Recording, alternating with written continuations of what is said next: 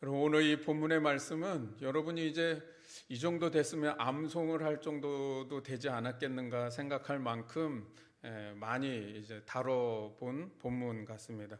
제가 이제 설교하면서 이 본문을 여러 차례 언급도 했고 또 이 본문으로 작년에 설교도 했고요. 그래서 오늘 이 본문으로 사실 또 본문을 정할까 고민을 좀 많이 했는데, 그럼에도 불구하고 여러분 오늘 이 설교 본문으로 정해서 같이 말씀을 나누고자 하는 것은 올해 주제인 교회를 새롭게라고 하는 이 주제에 굉장히 중요한 본문이기 때문입니다. 또 하나는 지금 우리 자녀들도요, 자녀 세대 예배 말씀을 사도행전으로 지금 똑같이 가고 있습니다. 그래서 가능하면 뭐 본문을 맞추고, 또 아이들 본문은 사실 이렇게 좀 많이 스킵하고 뛰어넘는 것들이 있어서 또 정확하게 매칭하기는 어렵지만, 그래도 가능하면 여러분들의 자녀들과 같은 본문으로 말씀을 나눠서 우리 부모님들이 자녀들과 오늘 하루 예배를 드리고 나면 그래도 같이 들은 말씀에 대해서 나눔을 하고, 또 서로 받은 은혜들, 또 내가 그 말씀 속에서 깨달은 것들, 생각해 본 것들 같이 이렇게 좀 나눠보는 시간을 가졌으면 좋겠다라는 생각을 갖고 있습니다.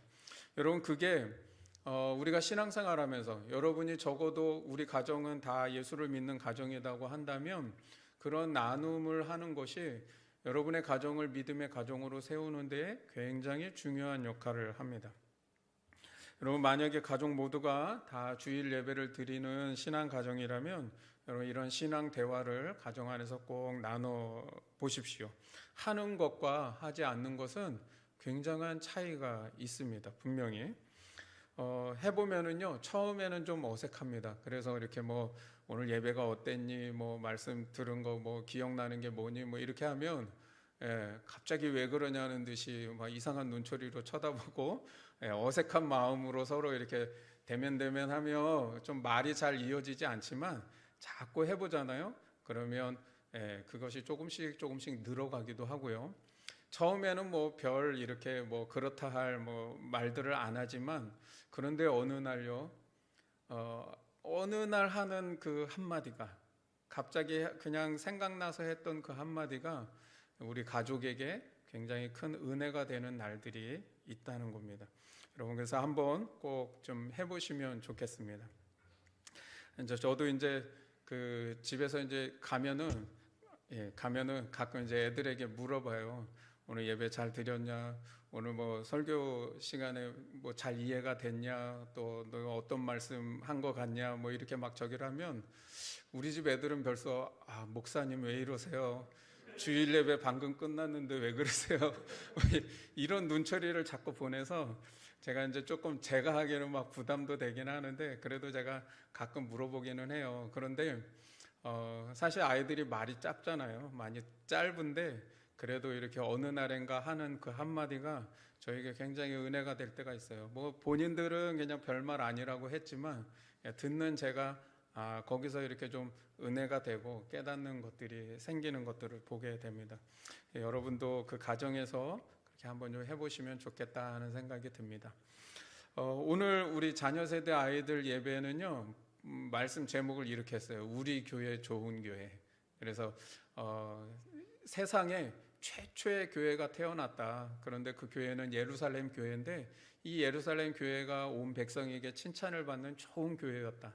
그런데 우리도 그렇게 예루살렘 교회처럼 좋은 교회가 되려면 어떻게 해야 될까? 한번 그걸 이제 말씀을 같이 나눈 거예요.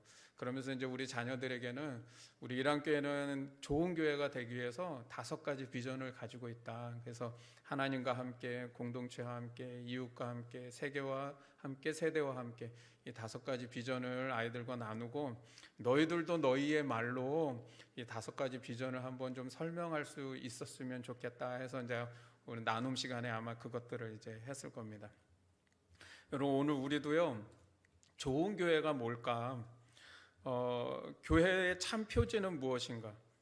우리가 그런 어떤 좋은 교회, 또 참 교회가 되기 위해서 우리가 실천해야 될 것이 무엇인가? 이 말씀을 여러분과 같이 나누고자 합니다. 여러분, 우리는 송구영신 예배 때 교회를 새롭게, 세상을 이롭게라고 하는 주제에 대해서 같이 말씀도 나눴습니다. 그런데 교회를 새롭게 하라는 게 도대체 뭐냐?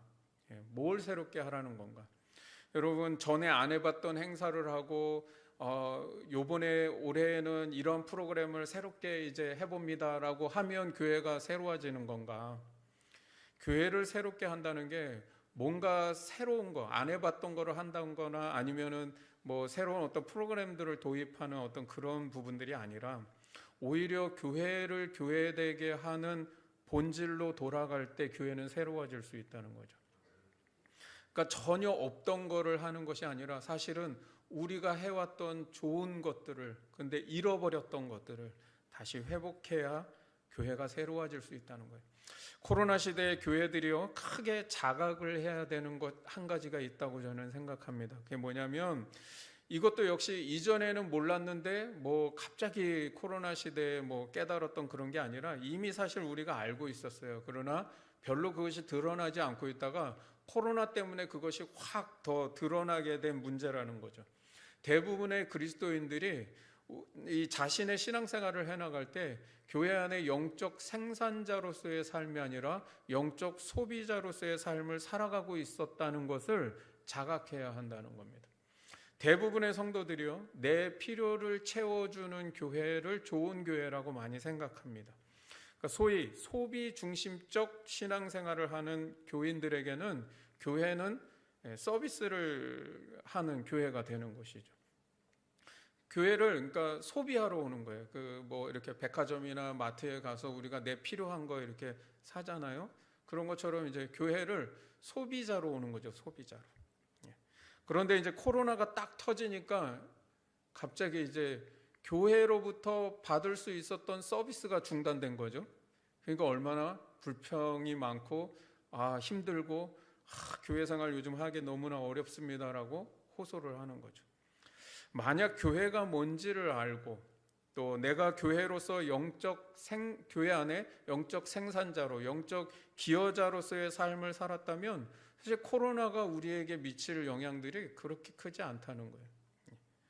하나님은 우리를 교회 안에 영적인 생산자로 부르셨지 영적인 소비자로 부르지 않았다는 겁니다. 여러분, 나는 교회 안에서 영적인 소비자입니까? 아니면 생산자입니까? 나는 교회 갈 때 소비자로 교회를 갑니까? 아니면 생산자로 교회를 갑니까? 여러분이 직분을 받을 때도 마찬가지입니다. 이 질문을 한번 딱 던져보면 정확합니다. 내가 직분을 받고 이 직분이 나에게 영적인 소비자가 되게 하는가? 영적인 생산자가 되게 하는가? 직분은 받았는데 직분이 계급이 되고 직분이 명예가 된다면 그 직분은 영적인 소비자로서 역할을 하는 거겠죠. 반대로 그 직분이 정말 희생하고 섬기는 자리에 있다면, 그 직분을 받고 그 자리에 있다면 그 직분은 영적인 생산자로서 받은 걸 겁니다. 큰 교회도요, 우리가 보기에는 큰 교회는 일꾼도 많고 자원도 많고 뭐 넘쳐나지 않아요 라고 얘기하지만, 여러분 큰 교회 다녀보신 분은 알겠지만 연말 연초 되면 항상 일꾼이 없다고 하는 게 큰 교회도 그 목소리가 계속 터져 나오는 거예요. 교사 없습니다. 성가대 없습니다. 뭐가 어디가 뭐 없습니다. 안내할 사람이 없습니다. 여러분, 교회가 크든지 작든지요, 늘 봉사하는 사람만 봉사하지 안 하는 사람은 끝까지 안 하는 모습들이 사실 교회 안에 있어요. 그게 무엇을 말해줍니까? 교회 안에 영적인 소비자가 있고 생산자가 있다는 거예요. 그런데 여러분, 작은 교회는 구조적으로 건강할 수밖에 없는 요소들이 있습니다. 그 중에 하나가 뭐냐면, 작은 교회는 모두가 다 핵심 인물이라는 거예요. 어느 한 분 중요하지 않은 분이 없어요. 다 중요해, 다. 여러분 지금 다 소중한 분입니다, 여러분. 없어서는 안 될 분들.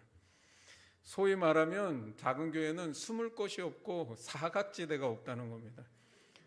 다 보여요. 주일날 빠지면 누가 빠졌는지 한눈에 다 들어옵니다.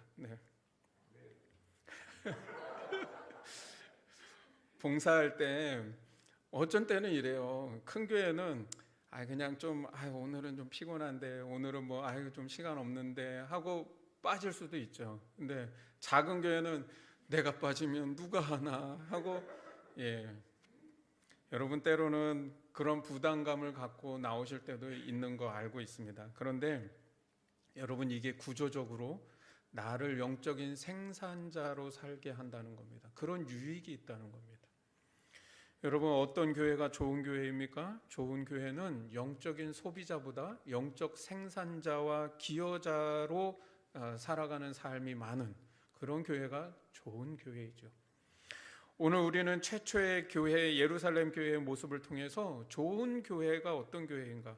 좋은 교회라면 이 네 가지 표지를 좀 가지고 있어야 하는데, 그 네 가지 표지가 뭔지를 살펴보면서 교회를 교회되게 하는 이 네 가지 표지, 네 가지 영적인 원리로서 우리가 이 원리를 위해 우리가 영적인 생산자로 그렇게 살아갈 수 있기를 주님의 이름으로 축원합니다. 오늘 본문 41절을 보시면 베드로의 설교를 통해 회개하고 세례를 받은 사람이 그날에 3,000명이었다고 그랬어요. 그런데 예루살렘에서 그 3,000명의 회심자가 나왔을 때 제자들은 바로 이야 잘됐다 하고 3,000명이 되는 교회, 그런 대형 교회를 세운 게 아니라 바로 그들이 각자의 자기의 지역으로 돌아가 복음을 전하게 했다는 것이죠. 그리고 그들은 그곳에서 때로는 성전에 모이기도 하고 때로는 가정에서 소그룹으로 모이기도 했다는 겁니다. 그래서 교회 안에는 주일날 우리가 이렇게 다 같이 모이는 대그룹의 상황이 있고, 또 여러분이 순 모임을 통해서 모이는 그런 소그룹 상황이 있다는 겁니다. 지금은 우리가 코로나 때문에 서로 가정에서 모이지 못했지만, 사실 우리가 예전에 여러분들 소그룹 모임할 때 가정에서 모이는 일들이 있지 않았습니까? 바로 그게 이제 초대교회 모습들을 우리가 같이 따라하는 것이죠.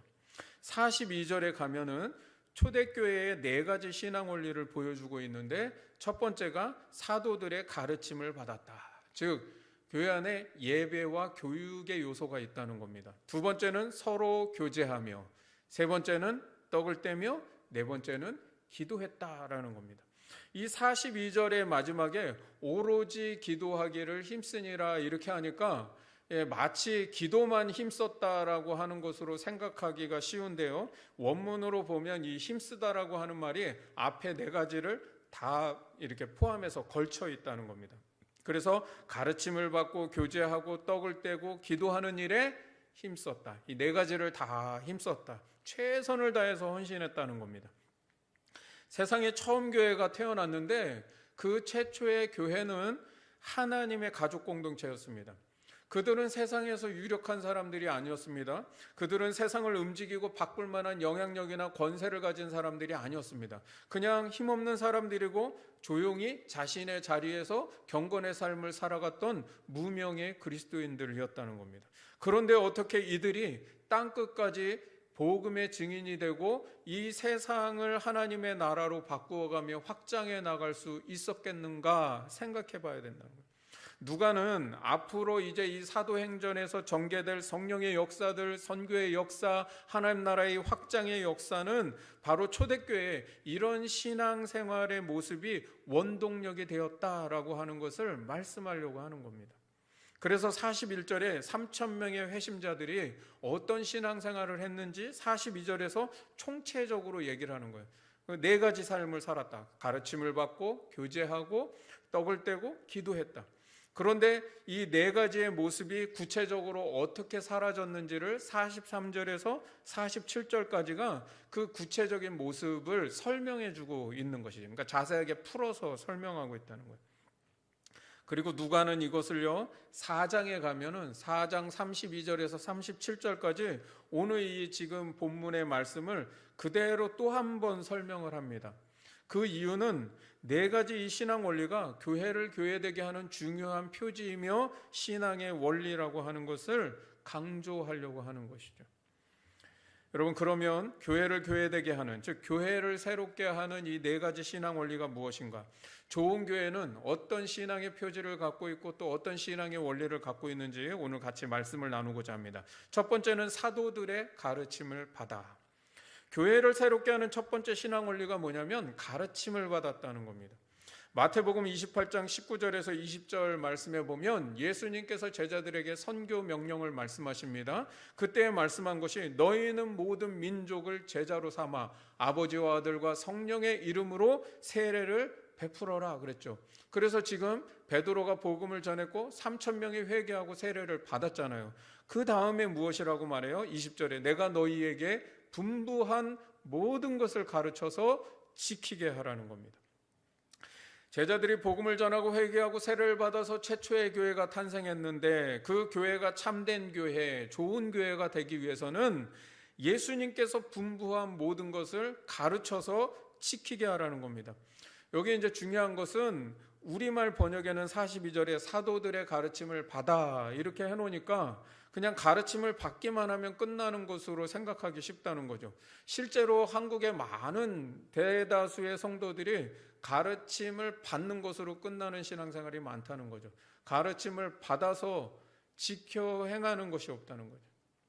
여기 사도들의 가르침을 받았다라는 말씀은 초대교회 성도들이 가르침을 그냥 듣기만 했다라는 것이 아니라 철저하게 헌신했다라는 걸 말씀합니다.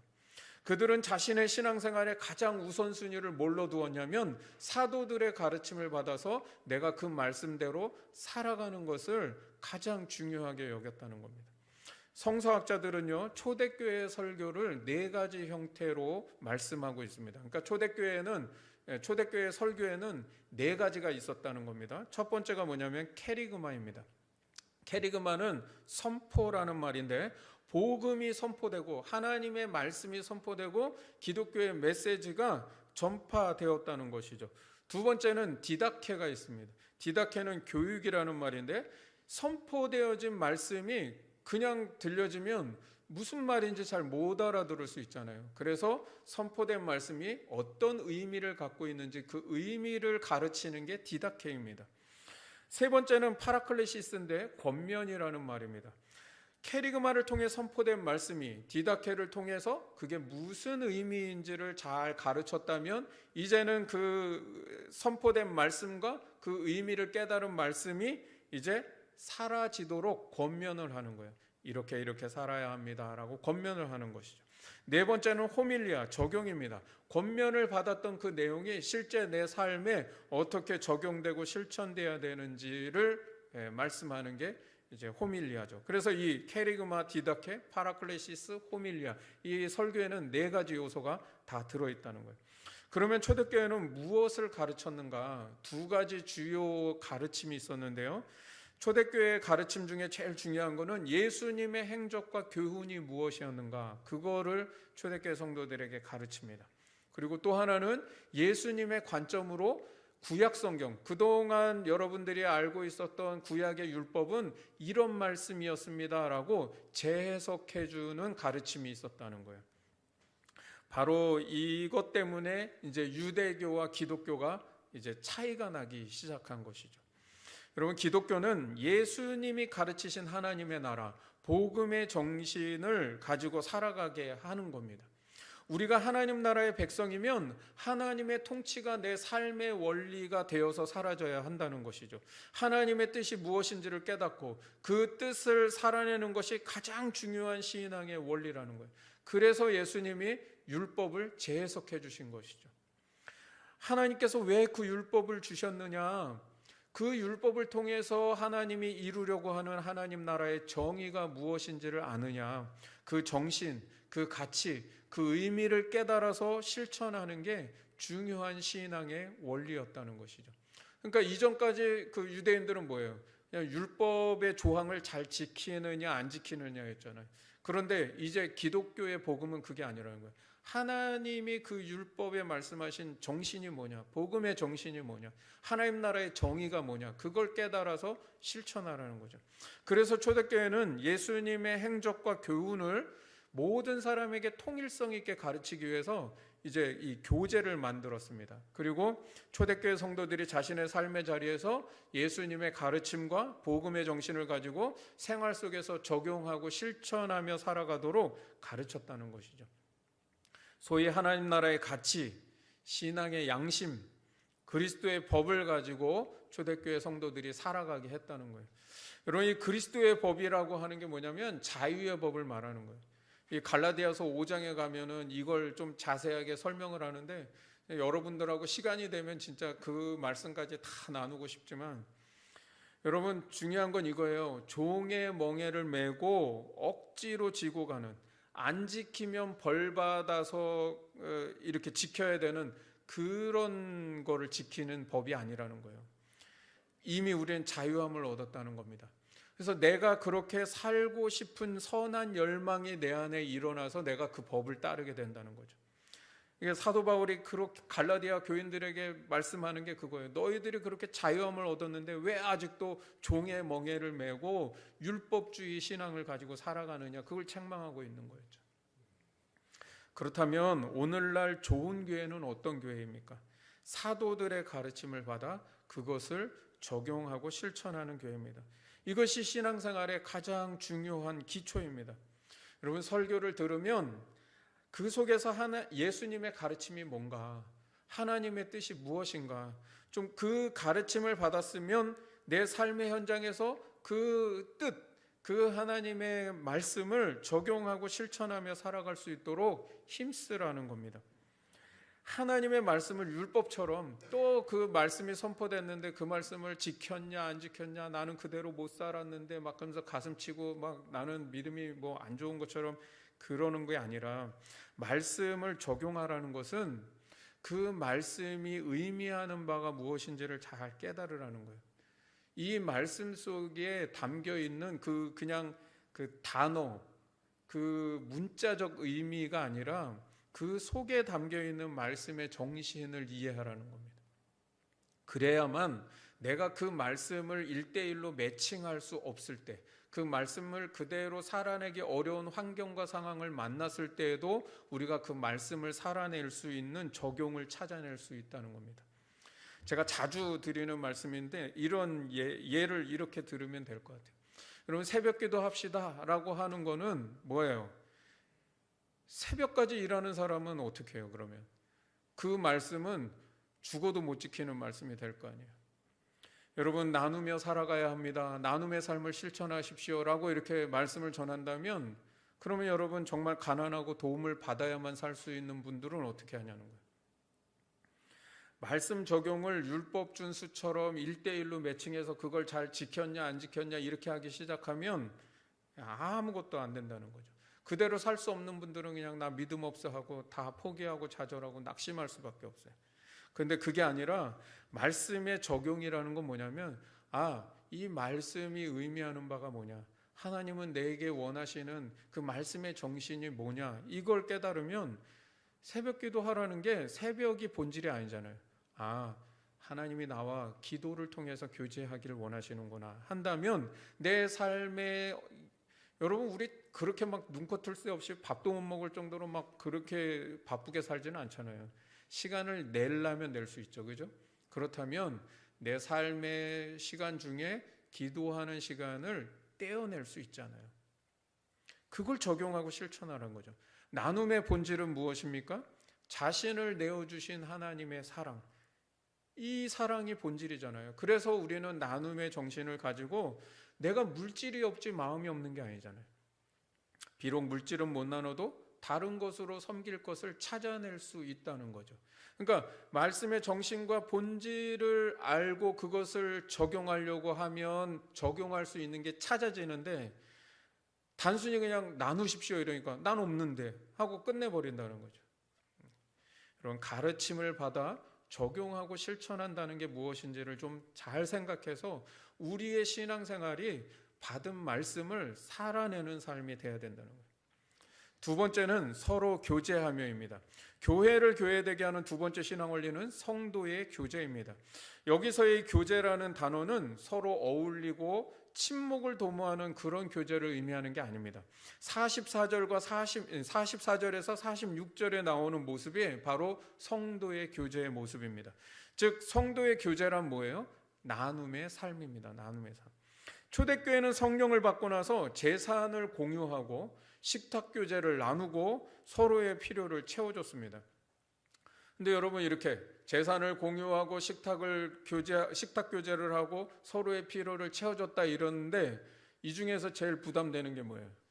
재산을 공유하고 서로의 물건을 통용했다는 거예요. 여기에 마음이 걸려서 아무것도 못하는 신자들이 너무 많다는 거죠. 아까도 말씀드렸지만 이 말씀대로 하면 우리는 당장 수도원 공동체로 들어가서 다 같이 공동생활을 하든지 아니면 공산주의 개념을 가지고 살아가든지 뭐 이렇게 해야 되는 거잖아요. 성경은 근데 그걸 말씀하는 게 아니라는 거죠.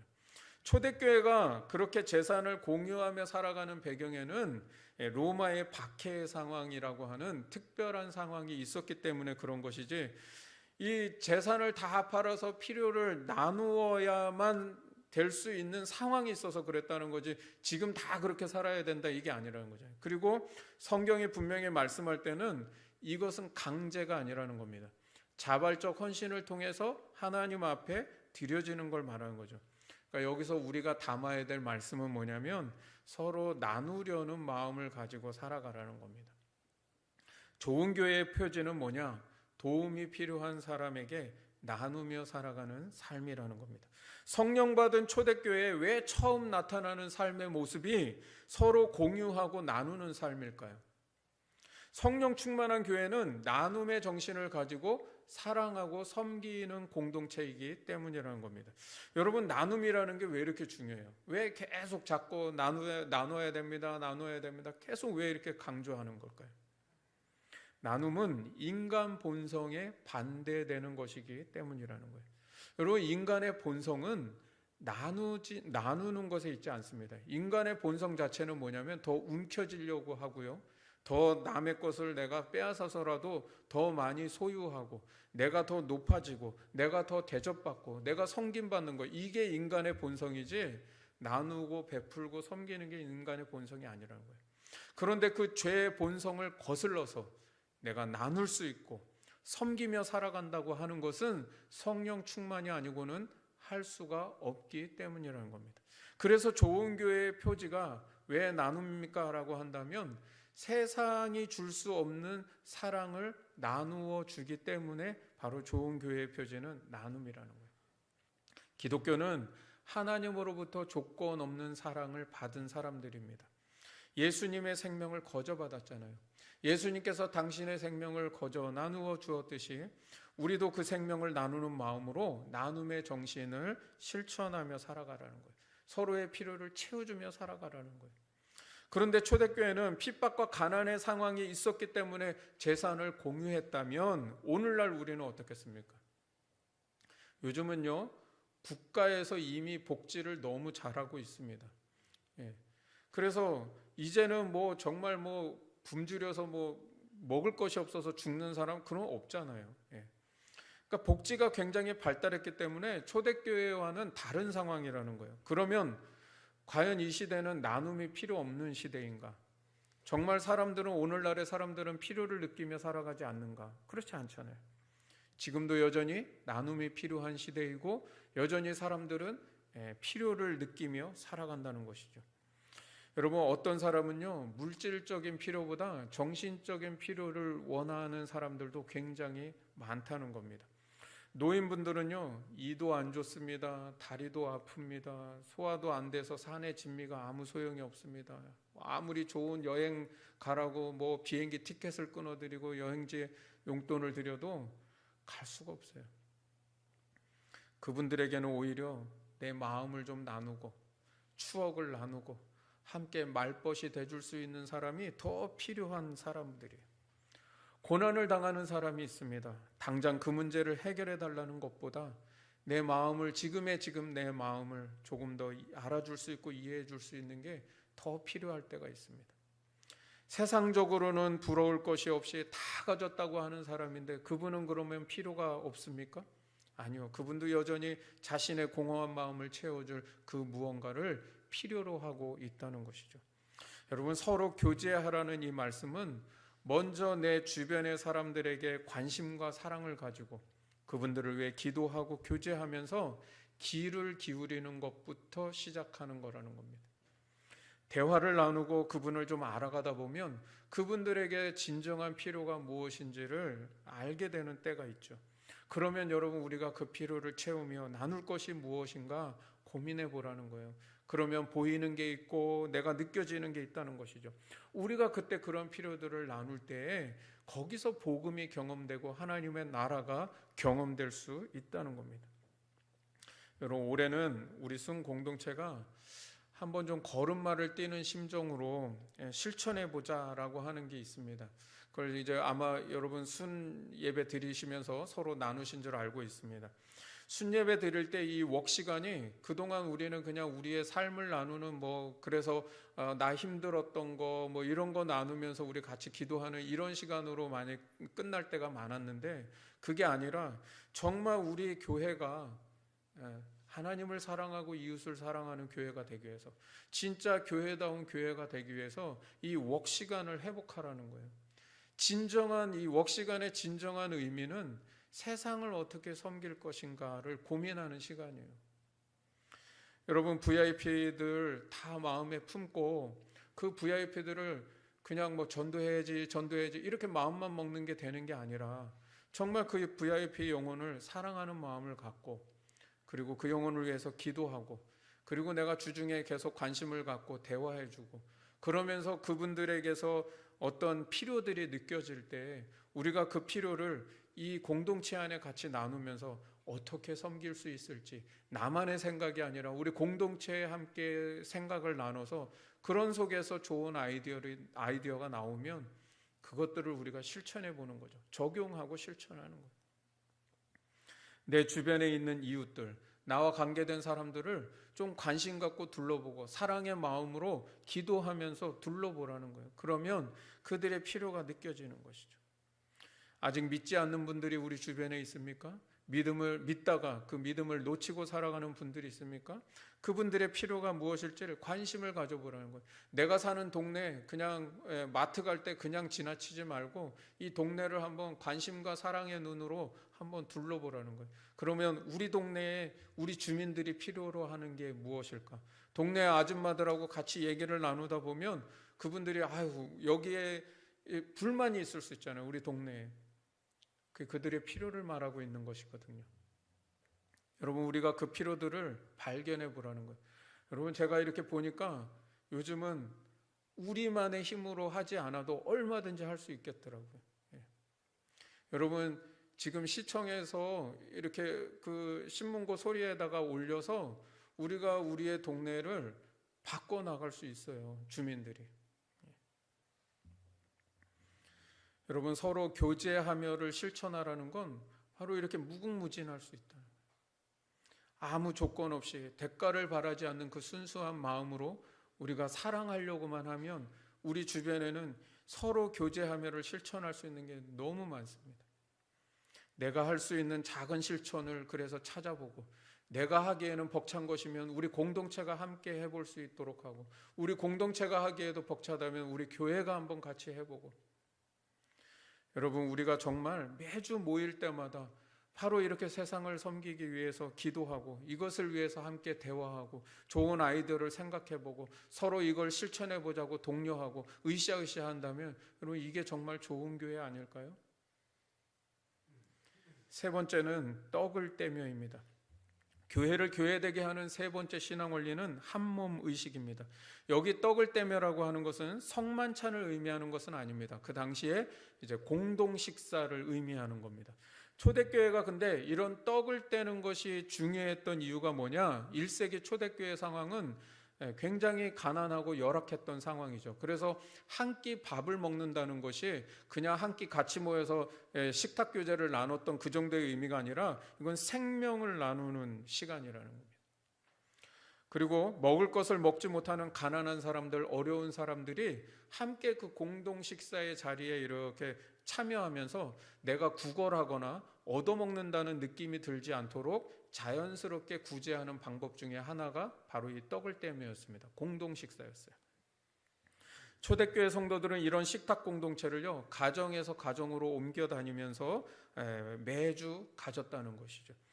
비록 이 식탁 공동체가 성만찬은 아니어도 그들은 예수님께서 가지셨던 성만찬을 기억하며 이 식사 때마다 우리가 서로 그리스도 안에 한 몸임을 기억했다는 겁니다.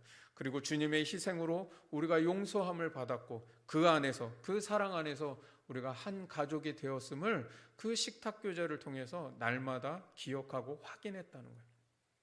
그래서 여러분, 교회 안에서 서로 음식을 나누는 일, 이건 정말 단순한 식사가 아니라 매우 중요한 신앙의 요소입니다. 그런데 문제는 요즘 떡을 떼면을 할 수가 없잖아요. 코로나 때문에 떡 못 뗀 지가 언제인가 2년이 다 된 것 같습니다. 자, 이렇게 우리가 말씀을 그대로 실천할 수 없을 때가 오면 어떻게 하라 그랬어요? 말씀의 본질과 정신이 뭔지, 떡을 떼면은 과연 이 말씀의 정신이 뭐냐? 여러분, 음식을 나눠 먹어야만 떡을 떼며가 실천될 수 있나요? 그럼 문자대로 하니까 그렇죠. 하나님께서 떡을 떼게 하신 이유가 무엇일까요? 그리고 초대교회가 떡을 뗀 이유가 뭐예요? 음식을 먹는 게 본질이 아니라 우리가 한 몸임을 기억하는 게 그게 본질이었잖아요. 그 당시에는 음식을 통해서 한 몸 의식을 느낄 수 있었던 시대와 문화적 상황을 갖고 있었기 때문에 음식이 중요했던 거죠. 그렇다면 오늘날 우리가 하나 되고 한 몸 되는 것을, 그 한 몸 의식을 느낄 수 있게 하는 것은 무엇일까를 생각한다면 음식만 있는 게 아니라는 거예요. 여러분, 고대에는 굉장히 문화나 상황적인 것들이 단순했잖아요. 그러니까 그냥 음식 하나 외에 사실 큰 게 없었다라고 생각한다면 지금은 어때요? 우리가 서로 하나임을 느끼고 한 몸 의식을 가질 수 있게 하는 게 너무나 다양해졌다는 거예요. 그러니까 이 말씀을 단순히 떡을 떼며 그러니까 밥 같이 먹는 거 이렇게 해버리면 아무것도 할 게 없는 거죠, 지금은. 여러분, 우리 공동체가 서로 한 몸임을 기억하고 하나됨을 할 수 있는 것이 무엇일까? 그건 굉장히 다양하잖아요. 이미 우리가 하고 있어요. 또 여러분, 줌으로 모이는 거, 사실 예전에 만화책에서나 볼 수 있는 이 화상 채팅으로 서로 대화할 수 있다는 거, 이거 만화책에서나 보던 공상과학에나 보는 그걸 지금 우리가 하고 있잖아요. 그죠? 네, 대단하신 거예요. 네. 여러분, 이 코로나 시대에 줌을 통해서 우리가 그래도 몸이 떨어져 있지만 서로 하나이구나, 한 몸 의식을 계속 느끼고 있잖아요. 그럼 이 줌을 하는 거 떡을 떼는 일인 거예요. 네. 여러분, 독서 나눔을 하는 거, 같이 성경을 읽는 거, 안부를 묻고 전화를 하는데 수다를 떨어주는 거, 여러분, 그게 그냥 수다 떠는 게 아닌 거예요. 그 수다를 떨으면서 어느새 너와 내가 하나가 되어 있는 거예요. 음식을 같이 먹지는 못합니까? 그럼 반찬을 조금 더 만들어서 반찬을 나누는 일을 할 수도 있잖아요. 하루하루 정말 바쁘게 살아서 삶의 여유가 없고 문화생활 한번 제대로 누리지 못하는 사람이 있을 때 그분에게 같이 영화를 한 편 보한다든지 공연을 같이 한번 본다든지. 여러분, 사실은 내가 막 바쁘게 살아가서 그런 여유가 없어요라고 말하지만 누군가가 그래도 티켓 끊어서 같이 한번 가보자고 하면 시간을 좀 내는 때도 있잖아요. 여러분, 요즘 아이들이 집에만 있다 보니까 부모들이 막 스트레스 받아가지고 막 아주 꽉 찼어요, 지금 여기까지.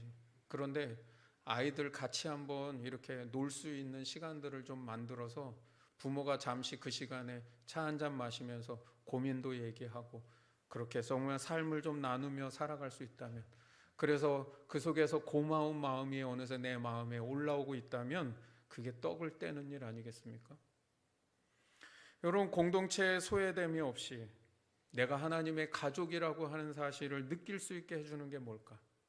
여러분, 이런 떡을 한번 떼보신 적이 있으십니까? 코로나 시대 우리가 떼야 될 떡이 무엇일까? 그래서 여러분, 누군가에게 당신은 혼자가 아닙니다라고 하는 걸 느낄 수 있게 해준다면 그것이 오늘 우리 시대에 떡을 떼는 실천이 될 겁니다. 우리가 한 몸이고 가족임을 느낄 수 있는 그런 떡을 땜이 많아질 수 있기를 주님의 이름으로 축원합니다. 네 번째, 오로지 기도하기를. 처음 초대교회는 유대인들의 회심이었습니다. 그래서 이들의 기도는 개인적이고 규칙적인 기도 생활이었습니다. 그러니까 유대인들은 하루에 3번씩 꼭 기도를 했죠. 삼시기도, 육시기도, 구시기도. 우리로 말하면 오전 9시, 정오, 오후 3시 이렇게 3번을 기도했어요. 예수를 믿어도 유대인의 삶을 그대로 살았었다는 겁니다. 그런데 성령 받은 이후에 누가가 보여주는 교회의 모습은 뭐냐면 공동체의 기도의 모습이라는 거예요. 때로는 성전에서, 때로는 가정에서 서로 모여 기도했다는 거죠. 공동체가 모여서 사도들을 위해 기도합니다. 또 선교를 위해서 기도합니다. 영혼 구원을 위해 기도합니다. 사도들이 개척해서 새롭게 세워진 그 신생 교회들을 위해서 기도하는 거예요. 또 성도들의 문제와 어려움들을 놓고 함께 중보하며 기도했습니다. 교회의 표지로 왜 누가는 공동체의 기도를 중요하게 여겼을까요? 누가복음에도 보면은요, 다른 복음서들보다 기도를 가장 강조하고 있는 복음서가 누가복음입니다.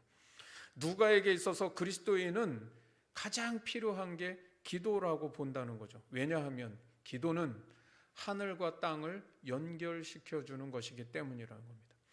그리스도인의 정체성이 무엇입니까? 하늘에 속해 있지만 이 땅에서 살아가는 사람들입니다. 하나님 나라에 속했지만 세상 나라에 살고 있기 때문에 그리스도인에게 하늘과 땅을 연결시키는 기도가 반드시 필요하다는 것이죠. 교회에서 기도회를 열어야만 기도를 하는 그런 거는 이제 좀 그만하시고 내 개인이 자발적으로 기도의 시간을 정해서 기도의 시간들을 갖는 기도 생활을 해보라는 거예요. 그리고 주중에 여러분들이 공동체의 순예배 때 모여서 함께 기도하는 기도도 있지만 그것 말고 여러분의 순 안에 이 소그룹 공동체가 같이 기도하자고 하는 뜻을 모아서 함께 기도하는 시간들을 가져보십시오.